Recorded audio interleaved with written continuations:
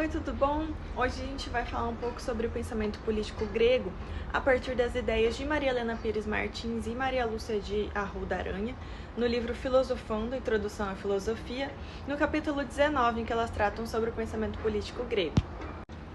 Elas iniciam esse capítulo trabalhando a ideia de política normativa a partir da ideia de Platão e de Aristóteles. Platão, inicialmente, acreditava que os males da sociedade só cessariam quando os filósofos assumissem o poder. Para ele, só os filósofos seriam capazes de governar de uma forma justa, e ele defendia uma política onde os governantes fossem justamente essas pessoas com grande sabedoria, os filósofos, capazes de garantir o bem de todos.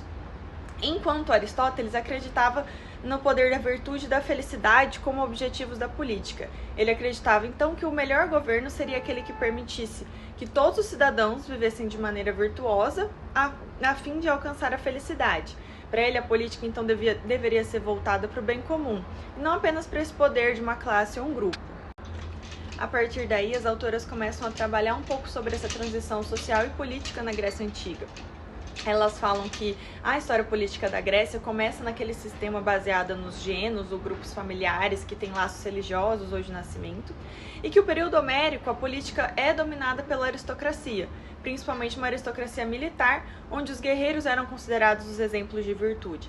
Entretanto, essa organização social e política começa a mudar com o crescimento das cidades, que vão se tornando ao longo do período arcaico as cidades-estado ou as polis.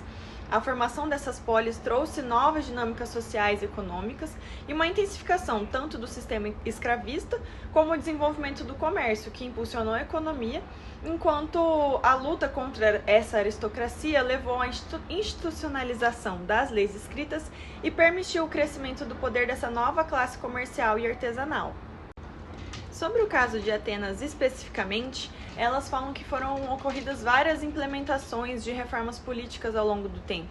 Inicialmente com Drácon, quando foram estabelecidas as primeiras leis escritas, depois com Solon, quando abriram maiores possibilidades da participação política para os cidadãos, e finalmente com Clístenes, a democracia ateniense pode ser, enfim, consolidada com uma nova organização das tribos e a maior distribuição do poder.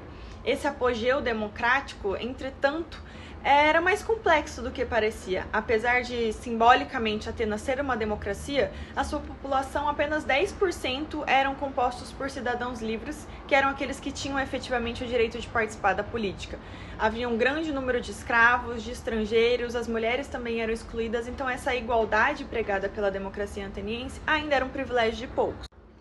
Então, por fim, a gente consegue reconhecer de que, de certa forma, o pensamento político grego ainda é atual e contemporâneo nas discussões sobre política na atualidade.